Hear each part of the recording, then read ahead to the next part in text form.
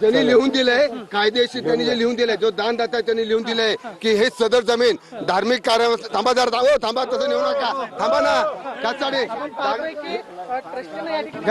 धार्मिक कार्यासाठी दिलं जाईल, धार्मिक कार्यासाठी दिलेली जमीन विकता येत नाही. उत्तर द्या ना, धार्मिक कार्यासाठी दिलं अरे कोर्ट ठरवेल बाबा नो. आता सहाय्य करताना झोपेत केलं काय?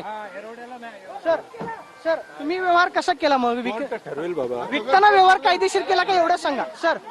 व्यवहार कायदेशीर आहे का? चला हो, चला चला चला.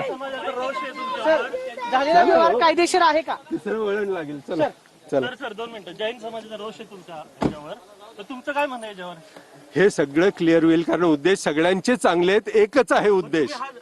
एक मिनिट सगळ्या समाज माध्यमांनी लक्षात घ्या. प्रत्येकाचा उद्देश चांगला आहे.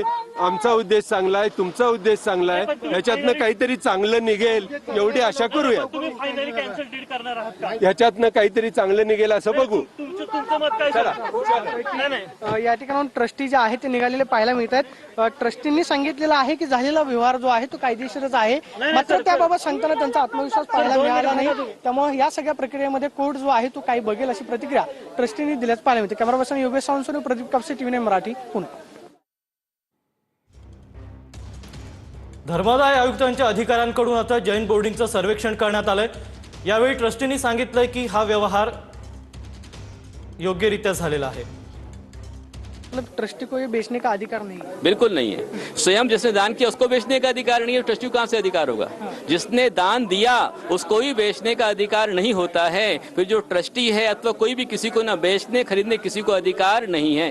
आपने एक बड़ी इन्फॉर्मेशन ऑफिसर लोगों को दी, यहाँ की जो दान पेटी रखी हुई है उसका पैसा यहाँ से निकल गया है.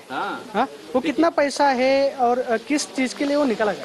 ऐसा हमको जो पता चला है, क्योंकि हम तो ज्यादा साधु ज्यादा जानते नहीं है, लेकिन लोगों ने जो बताया है, क्योंकि जब से मंदिर बना है तब से दान पेटी यहाँ पर रखी हुई है और सभी भक्त दूर दूर से पूरे भारत से यहाँ पर आते हैं और दर्शन करते हैं. हॉस्टल के बच्चे आते हैं, उनका परिवार यहाँ पर आता है, यहाँ के लोग आते हैं, सभी दान पेटी में दान करते हैं. बच्चे यहाँ पर हॉस्टल के लिए चार्ज भरते हैं, तो उसके कारण से हर साल कम से कम 1 करोड़ का इनकम यहाँ हॉस्टल को रहता है खर्च करने के बाद, कम से कम. और अभी पिछले 1-1.5 साल में तकरीबन 14.5-15 करोड़ रुपए यहाँ से उठा लिया गया है, गैर व्यवहार किया गया है. Camera person Yogesh Sawant, Pradeep Kapse, TV Marathi, Pune.